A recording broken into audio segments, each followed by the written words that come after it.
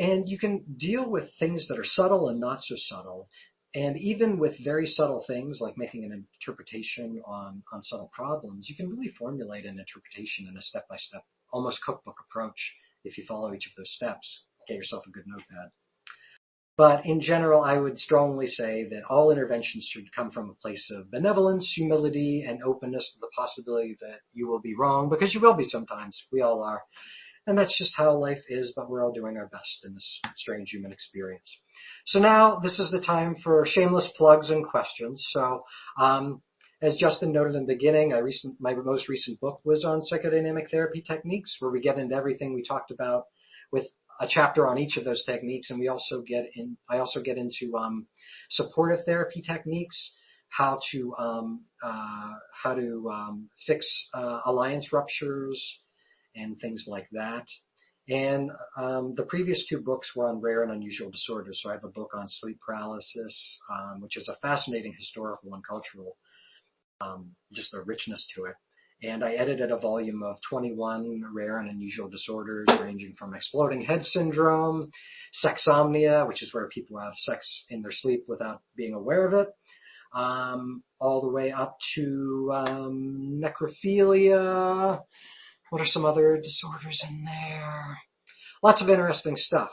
Coro, there's a chapter on Coro in there for those of you interested in cross-cultural disorders.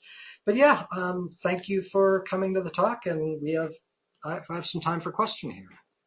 So let me go to the questions. Okay, for what reasons would one use psychodynamic therapy to treat problems like panic disorder that can be treated in many fewer sessions with CBT? I would say that that's not actually the case. There have been several outcome studies that have looked at dynamic therapy done and having CBT done as well.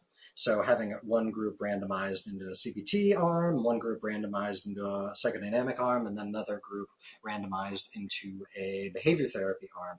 And so you actually, if you look at the effect size differences, check out the reviews that I talked about in the beginning of the lecture. But yeah, you can treat you can treat panic disorder very effectively with dynamic approaches. So Barbara Milrod wrote the manual, and I believe she did a second edition with Clarkin. But yeah, they would definitely be listed in one of those sources. Okay, what is a good recommendation to really deep dive into transference and countertransference? Lester Laborsky's book in 1984 on supportive expressive treatment called Psychodynamic Therapy. He did a later edition with Paul Kritz-Christoph that I want to say came out in 88 or 92 would be good. Okay, let's see. Okay, someone asked this is a good question. Is an interpretation usually something you'll sit on and formulate for a while before introducing on session? If so, how many sessions in do you usually find yourself introducing an interpretation? This really depends on the patient. If you got a high functioning patient, I will probably introduce a mild, like fairly surfacey interpretation on my first post-assessment session, just to see how it's almost a test for how psychologically minded they are and in what kind of level of expressive work I can do. So I might do that very early. And it really depends, In general, you don't want to interpret too much. It's kind of a Goldilocks principle. Doing too much is bad. Doing too few is bad. So you don't want to do too many more than 1 to 2 interpretations per session. This has been studied, and there is some data that you kind of want to be in a sweet spot. I think it's between 1 and 3, but I usually would not do more than 2 in a session. Really good question. Okay. When Mark said good session. Oh, I lost the question. Shoot. When Mark said good session, how did I respond? It was the end of session. I said, I can't remember what I said. Probably something like yeah, I thought so as well. I hope we can continue to do good work together. All right. What does the PET scan show while the patient is in free association? I haven't read that article. I had the reference, the 97 article there. You can check it out. Sorry for having a memory like a sieve. Can you share with us an example of how you resolved or repaired or not an alliance rupture?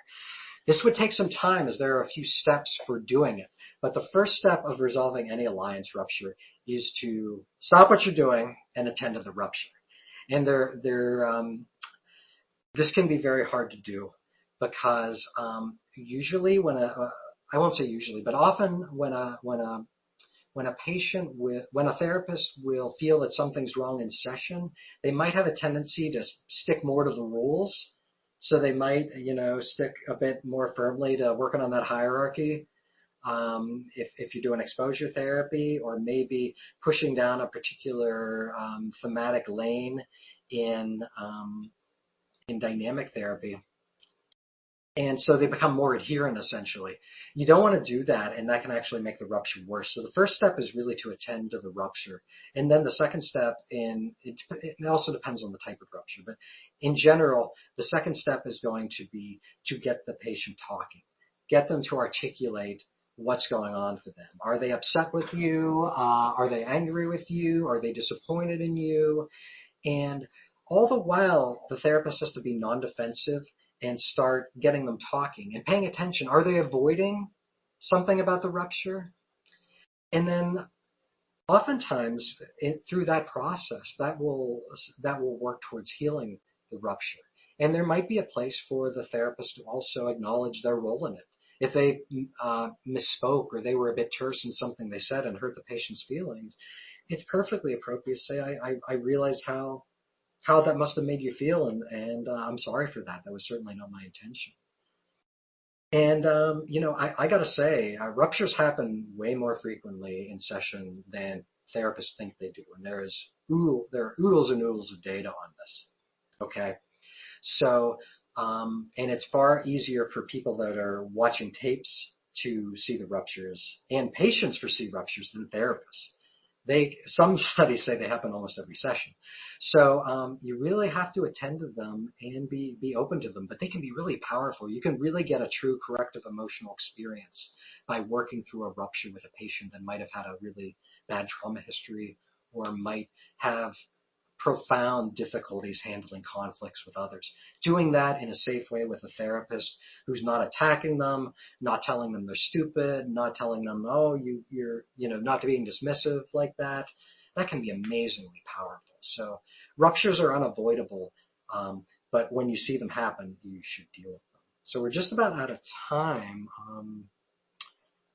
Let's see. Oh, please provide helpful wording responses to unhealthy requests, such as "please tell me what to do" or "what you should do," etc. Yeah, I had a young woman who came in. She was diagnosed with borderline and histrionic personality disorder, so terrible trauma history, just a heartbreaking trauma history. And we were doing dynamic therapy, and she was very very kind of acting very powerless and as if she didn't have any strength. And I said to her, I understand you come to therapy and it's not crazy to assume your therapist might give you guidance or tell you what to do. But I got to say, you've had a number of men in your life that have told you what to do. And that, I think there are other ways we can go about this. So I didn't word it quite like that. I can't remember my exact wording, but I wanted to convey the message that she was more capable than she was really experiencing herself to be. So I worded it like that, and I said, you ultimately know you better than I do, and I want to help you figure out. I'm here to figure out what you need to do and what's going to be most helpful. But as far as me to tell you what to do, who am I? I don't have the magical decoder ring for life. So I guess on that line might be a good time to end, Justin. We're at 2:29. So thanks again for coming, and I appreciate it. This is all the time we have for today's webinar. On behalf of the APA, we'd like to thank our presenters for today's presentation. Of course, we would also like to thank you for tuning into today's program. Remember, to receive continuing education credit, please complete the evaluation. You will receive your documentation of CE credits soon after. This concludes today's presentation.